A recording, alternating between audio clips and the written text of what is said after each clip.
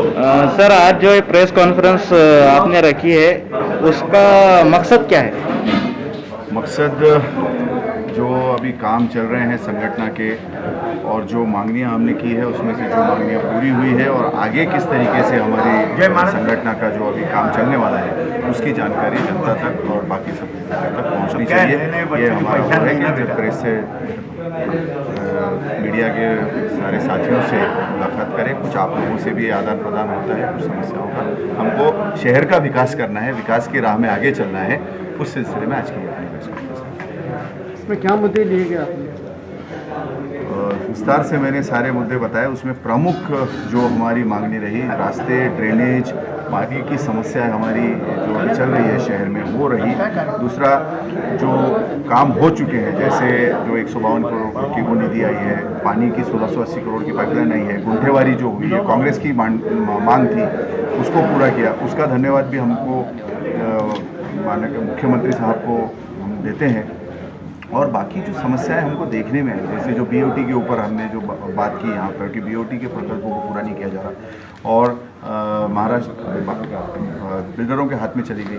और जो देश के प्रधानमंत्री हुए हैं जैसे इंदिरा जी गांधी और लाल बहादुर शास्त्री, इनके पुतलों का यहाँ पे स्थापन करना ज़रूरी है।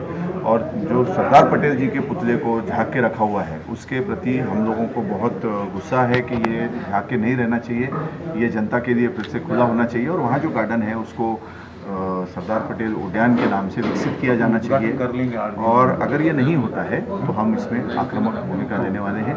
और शहर का जो मुख्य भाग है, जैसे जो बाजार पीठ है गुल मंडी से पैठन गेट और वो सारा, उसको विकसित करना चाहिए ताकि शहर में रोजगार बढ़े, व्यापार बढ़े। और एक शहर के अंदर हमने जो हमारी प्रमुख मांगनी अभी चल रही है कि शहर के अंदर एक टूरिज्म कॉरिडोर होना चाहिए। औरंगाबाद ये टूरिज्म कैपिटल होने के बावजूद दुर्भाग्यवश यहाँ पे टूरिज्म कॉरिडोर नहीं है, तो टूरिज्म कॉरिडोर बनाना चाहिए। उसका प्लान हमने पूरा सबमिट किया हुआ है स्टेट गवर्नमेंट को, ब्लूप्रिंट।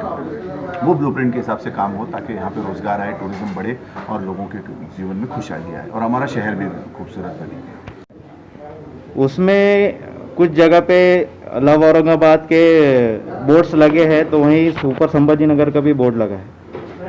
ऐसा नहीं लगता आपको कि इसमें कमिश्नर का भी कुछ हाथ है? कमिश्नर साहब की भूमिका पर हमने तीव्र आक्षेप दर्शाया था कि इस किस्म की जो भी अगर कुछ लोग चुनावी माहौल को देखते हुए राजनीति कर रहे हैं उसमें कमिश्नर साहब ने उसमें पार्टी नहीं बनना चाहिए और इस किस्म के मुद्दों को हवा नहीं देनी चाहिए। इससे जो मुख्य जो हमारा ध्यान है जो मुद्दों पे होना चाहिए उससे भटकता है और ध्यान केंद्रित नहीं रह पाता और शहर के विकास में बाधाएं आती हैं। सर, उनका जो सवाल पूछने पर जवाब आया नो कमेंट्स, तो उसकी वजह से आपको नहीं लगता कि शहर का माहौल ख़राब हो सकता है? क्योंकि उनकी भूमिका स्पष्ट कर देनी चाहिए।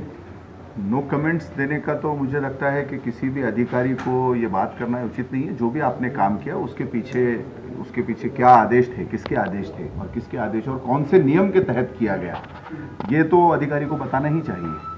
जवाबदेही सबकी बनती है। जैसे कि आमखास मैदान पर स्मार्ट सिटी ऑफिस भी बनाया जा रहा है, वक्फ बोर्ड की जगह होने के बावजूद भी एडमिनिस्ट्रेटर कुछ मानने को तैयार नहीं है।